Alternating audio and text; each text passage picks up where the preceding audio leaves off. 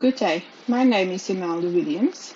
This presentation will focus on the normal radiographic appearance of the cervical spine. And I hope at the conclusion of this lecture you should be able to consider the mechanisms of injury to the cervical spine and identify normal radiographic appearances and use a systematic approach when you assess the spinal radiographs. So I've given you a number of textbooks, the image interpretation manual, I've given those pages there. And then also Otto Chan's book is chapter 10. The book by Raby is chapter 11. And then I've given you a direct link to the radiographic positioning book by Bontrager and Lampignano, and that is to chapter 8. There's a number of mechanisms of injury that can cause damage to the cervical spine. These include hyperflexion, hyperextension, rotation, axial compression, distraction, and then shearing forces, which is the result of lateral bending, and then complex forces, which is a combination of forces. Firstly, starting with our ABC and looking at the alignment. So the first view that I have here is a lateral of the cervical spine, and there's 4 parallel lines that you can use to assess the alignment. So the first line is the line in orange, which is the anterior vertebral line, and it's a line that follows the anterior margin of the vertebral bodies. The second line is in green, and that is the posterior vertebral line, and it follows the posterior margin of the vertebral bodies. The third line is the spinal laminar line. That's the line in blue, and it follows the posterior margin of the spinal canal. And then the final one is in yellow, and that's the posterior spinous line, and it follows the tips of the spinous processes. Spaces between the spinous processes should not be greater than 50%. And if it is greater than 50%, then an anterior dislocation should be considered. These lines should follow a slightly lordotic curve, and it should be smooth and without any step. Now, when you look at this view, you can see that the green posterior vertebral line and the blue spinal laminar line includes the space that has the spinal cord. So it's really important that you assess those 2 lines very carefully, as this could indicate whether you're looking at an unstable fracture or dislocation. You can also assess the alignment on an AP view of the spine, and this is the view that would include normally from C3 up to T1. And the alignment should be evaluated accordingly. So the blue lines that we have indicates the edges of the vertebral bodies and articular pillars, and they should be in alignment. The yellow arrows, this includes the heights of the cervical vertebral bodies, and they should be approximately equal on the AP view. And the green line is the height of each of the joint spaces, and they should also be roughly equal at all levels. And then finally, the red line is this line that follows the spinous processes. It should be in the midline and in good alignment. However, in our more elderly patients, this line can sometimes be more curved.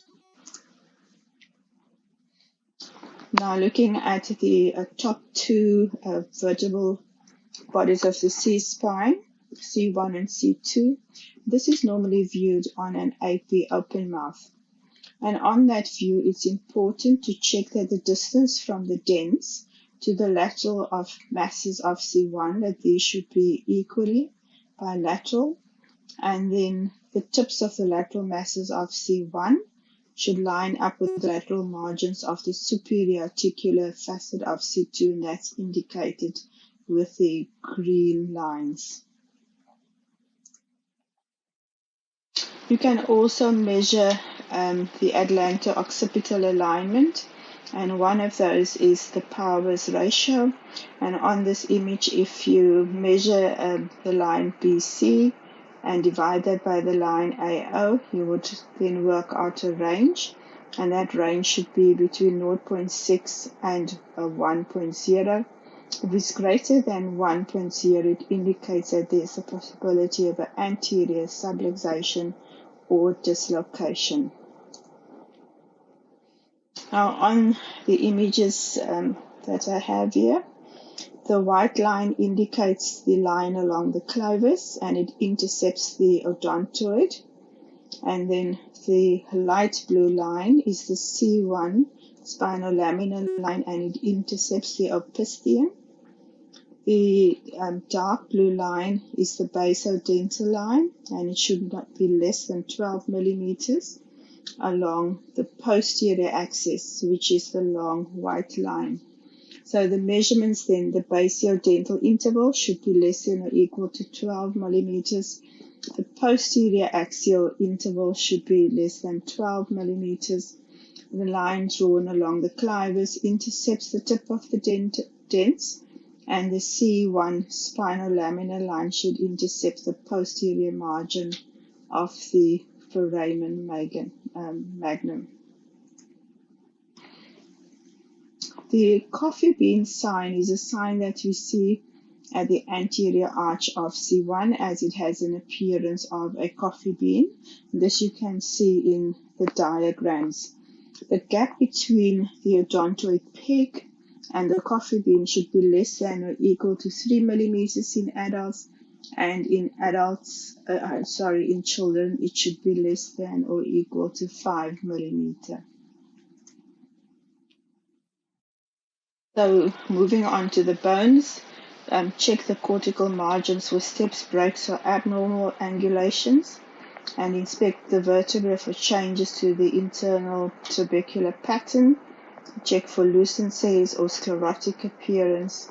It's important to check the height of each of the vertebral bodies, and they should be the same at the anterior and posterior aspects as indicated here with the yellow arrows.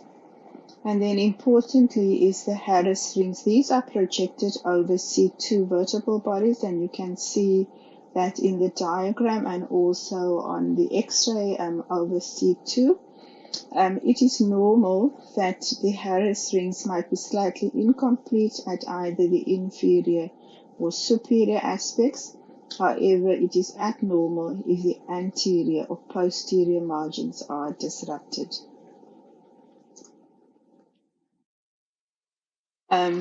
Just to be aware that on the open mouth view, you need to check for fractures at the base of the peg, but there is an optical illusion commonly seen, which is called the Mach effect, and this is seen as a thin black line at the base of the peg. Moving on to our cartilage and joints, check the facet joints and interspinous gaps. As patients get older, you will start to see degenerative narrowing, which is quite common in adults. So in terms of the disc spaces, so with our green lines, the disc spaces should be roughly equal in height at the anterior as well as the posterior margins, and the disc spaces should be symmetric. The disc space heights, as indicated with the yellow lines, it should also be approximately equal at all levels. Now moving on to the soft tissues. There's allowable thicknesses for the prevertebral spaces in the CSpine. The prevertebral soft tissue swelling is important when in case of trauma. At the level of C1, and this is indicated with the red lines, that is a nasopharyngeal space, and it should be not greater than 10 millimeter in an adult patient.